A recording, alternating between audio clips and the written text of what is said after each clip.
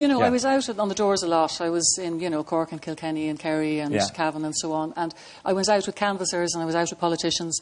And I think the thing that took everybody by surprise was behind every door there was a story. And there were women coming to the doors that hadn't told their stories. You know, women who had maybe travelled in the sort of 50s and the 60s and the 70s and the 80s.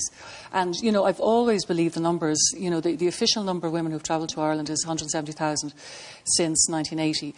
But that figure, I've always felt, is absolutely grossly underestimated because everybody who emigrated in those decades had relatives living in the UK and could give UK addresses.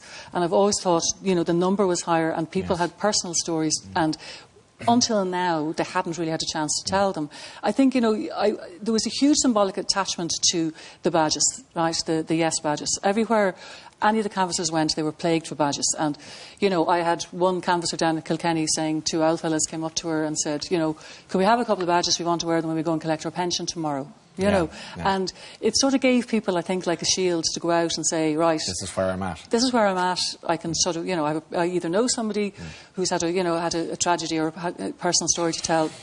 So, I think this is, I think it's a really sort of positive, chat that we're having about this now. Well,